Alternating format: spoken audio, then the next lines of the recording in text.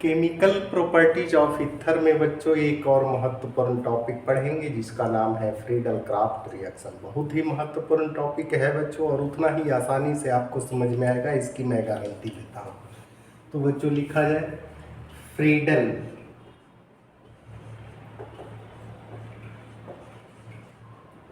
Craft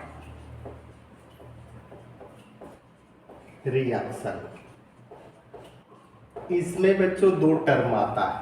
पहला है alkylation of anisole और दूसरा है एसाइलेशन ऑफ एनिसोल। कहने का मतलब हुआ एनिसोल जो है CH3Cl यानी मिथाइल क्लोराइड से रिएक्शन करेगा और यहाँ जो है एनिसोल एसिटाइल यानी CH3COCl एसिटाइल क्लोराइड से रिएक्शन करेगा। इससे पहले बच्चों हम लोग देख लेते हैं एनिसोल का रेजोनेटिंग स्ट्रक्चर, तभी आपको आसानी से समझ में आएगा। और एनिसोल का फॉर्मूला होता है C6H5OCH3। इसका नाम है एनिसोल। अब बच्चों इसका स्ट्रक्चर चूंकि बेंजीन रिंग है तो इसका स्ट्रक्चर इस प्रकार से बनाएंगे, अल्टरनेट डबल बॉन्ड डालेंगे OCH3 है ना। इसका नाम क्या है बच्चों? एनिसोल। अब जो है ए पार्ट जो है प्लस आर इफेक्ट को शो करता है ना, चूंकि ऑक्सीजन के ऊपर लोन पेयर इलेक्ट्रॉन होता है और ए लोन पेयर इलेक्ट्रॉन जो है इस कार्बन तक पहुंचाएगा और एक कार्बन कहेगा हम तो स्टेबल है, चूंकि इसका जो है कंप्लीट बॉन्ड है 4 है। ए इलेक्ट्रॉन को करेगा क्या? तो इलेक्ट्रॉन को जो है दूसरे कार्बन तक पहुंचा दिया जाएगा। तो इससे जो स्ट्रक्चर बनता है आप खुद देख लीजिए इस प्रकार से। यहाँ डबल बॉन्ड हो जाएगा CH3 और चूंकि इलेक्ट्रॉन को लॉस किया है प्लस यहाँ हो जाएगा माइनस, यानी ऑर्थो पोजीशन पर जो है बच्चों इलेक्ट्रॉन डेंसिटी इंक्रीज कर रहा है। स्वाभाविक है कि इलेक्ट्रोफाइल अटैक करेगा ऑर्थो पोजीशन पर। इसके बाद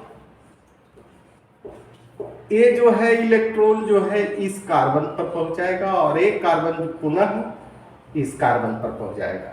इसका स्ट्रक्चर हो जाएगा आपका इस प्रकार से, डबल बॉन्ड OCH3 प्लस और यहाँ हो जाएगा माइनस और यहाँ हो जाएगा डबल बॉन्ड। अब यहाँ जो है बच्चों एक पोजीशन पारा हो गया, पारा पोजीशन हो गया, यानी इलेक्ट्रोफाइल यहाँ अटैक करेगा कि नहीं, क्योंकि चार्ज डेंसिटी इलेक्ट्रॉन का यहाँ इंक्रीज कर रहा। अब ये जो है इलेक्ट्रॉन जो है इस कार्बन पर पहुंचाएगा और ये यहाँ पुनः पहुंचा देगा, यानी स्ट्रक्चर जो है आपका OCH3 प्लस और यहाँ हो जाएगा माइनस और यहाँ हो जाएगा आपका क्या? Double bond. अब बच्चों ध्यान दीजिएगा, अब ए इलेक्ट्रॉन जो है इस कार्बन पर पहुंचाएगा और एक कार्बन पुनः ऑक्सीजन को वापस कर देगा, कह देगा कि अब आपकी जरूरत नहीं है, ले लीजिए, है ना। तो ऑक्सीजन ले लेगा और स्ट्रक्चर पुनः इस प्रकार से बनाएगा CH3 और इसका दोनों लोन पेयर इलेक्ट्रॉन वापस हो गया। यही बच्चों रेजोनेटिंग स्ट्रक्चर ऑफ एनिसोल हुआ। अब आप खुद देखिए कि ऑर्थो और पारा, यहाँ ऑर्थो हो गया, पारा हो गया, यहाँ भी हो गया ऑर्थो, है ना। तो ऑर्थो एंड पारा पोजीशन एक्टिवेट होता है और इलेक्ट्रोफिलिक रिएजेंट अटैक जब भी करेगा तो ऑर्थो एंड पारा पोजीशन। अब हम लोग को देखना है एनिसोल रिएक्शन कर रहा है मिथाइल क्लोराइड, एनिसोल का स्ट्रक्चर बनाएंगे इस प्रकार से CH3, ए रिएक्शन करेगा CH3Cl, प्रेजेंस में आपका क्या रहेगा? एनहाइड्रस AlCl3, इसका भी जरूरत पड़ेगा बच्चों, लेकिन यहाँ प्रेजेंस ऑफ कैटेलिस्ट के रूप में इसका इस्तेमाल किया जा रहा है। अब यहाँ देखिए पाई इलेक्ट्रॉन इस पर अटैक करेगा, है ना, एक क्लोरीन कहेगा अब हमारा इलेक्ट्रॉन दे दो, इलेक्ट्रॉन ले लेगा, यानी ये क्या प्लस हो जाएगा, यहाँ माइनस हो जाएगा, यहाँ अटैक करेगा, यानी ये आपका बन गया OCH3, यहाँ CH3, डबल बॉन्ड दे दीजिए, इसका नाम है 2-मिथॉक्सी टॉलुइन। और एक और प्रोडक्ट बनेगा बच्चों OCH3 और पारा पोजीशन पर आएगा CH3, इस कारण से इसका नाम होगा 4-मिथॉक्सी टॉलुइन। लेकिन ये जो प्रोडक्ट होगा बच्चों मेजर प्रोडक्ट होगा और ये आपका होगा माइनर। ऐसा क्यों? तो कहता है कि इसका स्टेरिक हिंड्रेंस वेरी लेस होता है बच्चों, सिमेट्रिकल है, और दूसरी चीज है स्टेरिक हिंड्रेंस लेस होता है तो रिपल्सन भी कम होगा, जिसके कारण प्रोडक्शन इसमें अधिक होगा, और ये दोनों नजदीक है जिसके कारण रिपल्सन इसका अधिक होगा, है ना। अब बच्चों हम लोग देख लेते हैं एसाइलेशन ऑफ एनिसोल।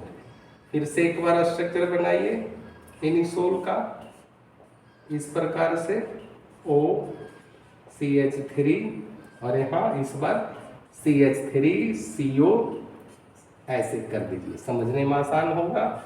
और यहाँ कर दीजिए एनहाइड्रस AlCl3। नहीं, अब यहाँ क्या करेगा, पाई इलेक्ट्रॉन अटैक करेगा, ये इलेक्ट्रॉन अपना वापस लेगा, इस पर प्लस होगा, इलेक्ट्रोफाइल हो जाएगा और माइनस हो जाएगा, यानी पुनः दो स्ट्रक्चर बनेगा OCH3 और यहाँ कर लीजिए COCH3। इसका नाम है बच्चों 2-मिथॉक्सी एसीटोफिनॉल।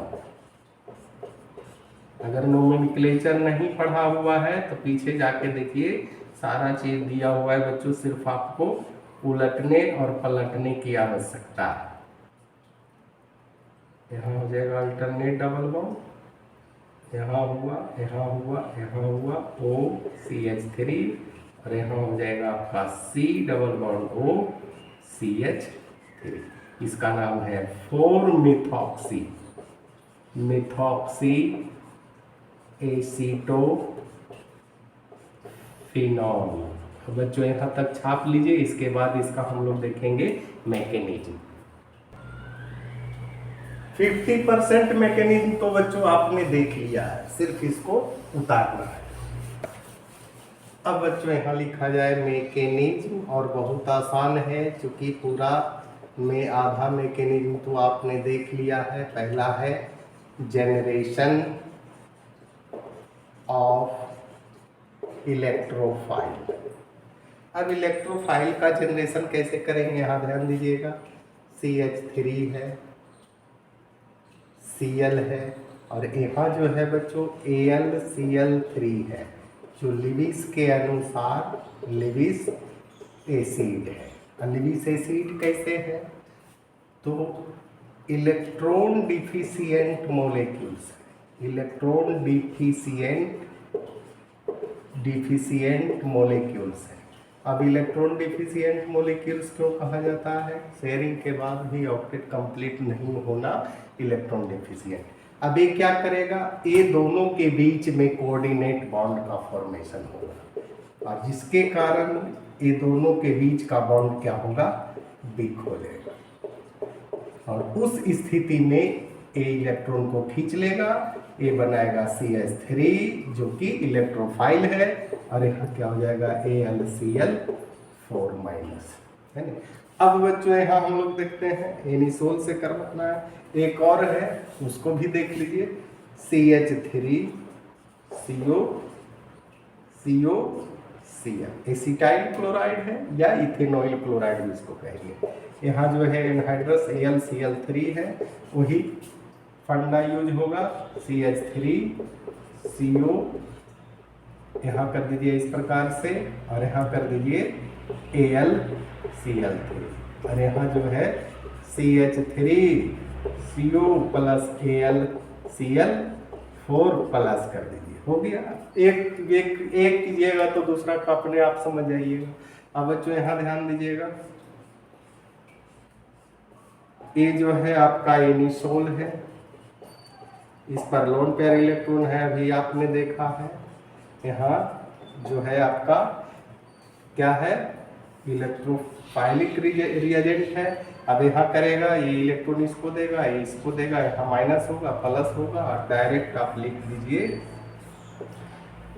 CH3OCH3 डबल बॉन्ड अंडर में। यही तो बच्चों मैकेनिज्म है। ये ऑर्थो पोजीशन पर है, इसके बाद पैरा पोजीशन पर करेंगे, है ना। थोड़ा बहुत आप अपने से कीजिएगा, आसानी से समझ में आएगा बच्चों। इसी के साथ